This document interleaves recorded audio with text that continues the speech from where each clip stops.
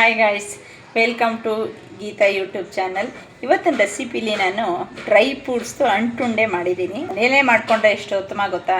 ಈಗಿನ ಇದರಲ್ಲಿ ಫುಡ್ಡಲ್ಲಿ ಏನು ಅಷ್ಟು ಆಹಾರಗಳಲ್ಲಿ ಏನು ಪೌಷ್ಟಿಕಾಂಶ ಇಲ್ಲ. ಮಕ್ಕಳುಗಳಿಗೆ ಈ ಥರ ಕೊಟ್ಟು ಶಕ್ತಿ ಬಂದಂಗೆ ಆಗುತ್ತೆ. ಇದನ್ನು ಬೆಳಬೆಳಿಗ್ಗೆ ಖಾಲಿ ಹೊಟ್ಟೆಲ್ಲಿ ಒಂದೊಂದು ಉಂಡೆ ಕೊಡ್ತಾ ಬನ್ನಿ. ಮನೇಲಿ ಮಾಡ್ಕೊಳ್ಳಿ.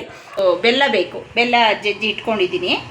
ಮತ್ತು ಇದು ಬಾದಾಮಿನ ಸಣ್ಣಕ್ಕೆ ಉದ್ದಕ್ಕೆ ಹಚ್ಚಿಟ್ಕೊಂಡಿದ್ದೀನಿ.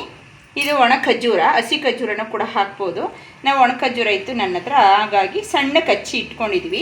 ಇದು ಪಿಸ್ತಾ, ಇದನ್ನು ಸಣ್ಣಕ್ಕೆ ಹಚ್ಕೊಂಡಿದ್ದೀವಿ. ಇದು ಒಣ ದ್ರಾಕ್ಷಿ ಮತ್ತು ಇದು ಗೋಡಂಬಿ ಸಣ್ಣಕ್ಕೆ ಹಚ್ಕೊಂಡಿದ್ದೀವಿ.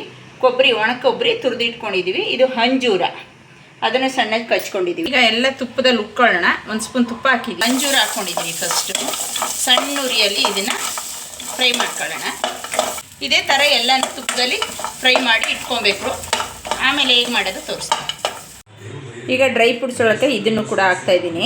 ಕಲ್ಲಂಗಡಿ ಬೀಜ ಮತ್ತು ಇದು ಸೋರೆ ಬೀಜ ಮತ್ತು ಇದು ಕುಂಬಳ ಬೀಜ. ಇದನ್ನು ಉರಿಯೋಣ ತುಪ್ಪದಲ್ಲಿ. ಇದನ್ನು ತುಪ್ಪ ಹಾಕಿ ಹುರ್ಕೊಳ್ಳೋಣ. ಬೆಲ್ಲ ಹಾಕೋತಾ ಇದ್ದೀನಿ. ಇದರಲ್ಲಿ ಪಾಕ ತಗೊಳ್ಳೋಣ. ಸ್ವಲ್ಪ ನೀರು ಹಾಕೊಳ್ಳೋಣ, ಸ್ವಲ್ಪ ಹಾಕೊಳ್ಳೋಣ ನೀರು.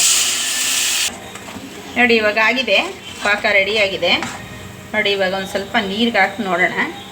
ಸ್ವಲ್ಪ ಮೀಡಿಯಮ್ ಪಾಕ ಬಂದರೆ ಸಾಕಾಗುತ್ತೆ.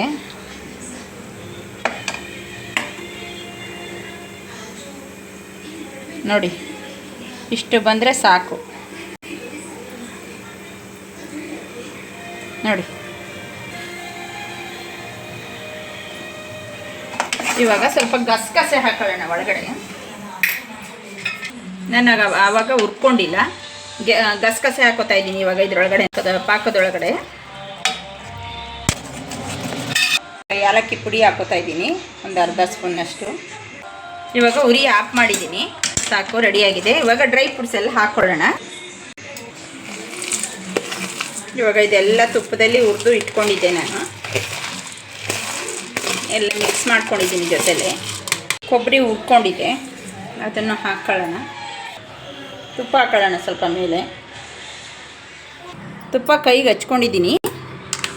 ಇವಾಗ ಬಿಸಿ ಬಿಸಿ ಕಟ್ಕೊಳ್ಳೋಣ ಉಂಡೆನ. ಬಿಸಿ ಇದೆ,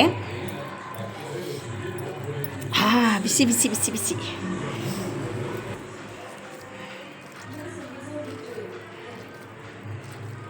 ಡ್ರೈ ಫ್ರೂಟ್ಸು ಈಗ ಮಕ್ಕಳುಗಳು ಬಿಡಿ ಬಿಡಿ ಕೊಟ್ಟರೆ ತಿನ್ನೋಕ್ಕೆ ಹೋಗಲ್ಲ. ಈ ಥರ ಮಾಡಿ ಇಟ್ಬಿಟ್ಟು ಒಂದೊಂದು ಉಂಡೆ ಕೊಟ್ಟರೆ ತಿನ್ನಿ ಅಂತ ಮಕ್ಕಳಿಗೆ ಪೌಷ್ಟಿಕಾಂಶ ಜಾಸ್ತಿ ಆಗುತ್ತೆ. ಬಿಸಿ ಇದೆ ಕೈಗೆ ಕಟ್ಟೋಕ್ಕೆ, ಬಿಸಿ ಬಿಸಿಲೇ ಕಟ್ಬಿಡ್ಬೇಕು. ನೋಡಿ ಈ ಥರ ಉಂಡೆ ಮಾಡಿ ಇಟ್ಕೊಂಡು, ಈ ಥರ ಉಂಡೆ ಮಾಡಿ ಇಟ್ಕೊಂಡು ನಿಮ್ಮನೇಲೂ ಕೂಡ ಮಾಡ್ಕೊಳ್ಳಿ. ಹೇಗಿದೆ ಅಂತ ಕಮೆಂಟ್ ಬಾಕ್ಸಲ್ಲಿ ಕಮೆಂಟ್ ಮಾಡಿ. Okay, thank you. ನಿಮ್ಮನೇಲೂ ಕೂಡ ಮಾಡ್ಕೊಳ್ಳಿ. ಹೇಗಿದೆ ಅಂತ ಕಮೆಂಟ್ ಬಾಕ್ಸಲ್ಲಿ ಕಮೆಂಟ್ ಮಾಡಿ. Okay, thank you.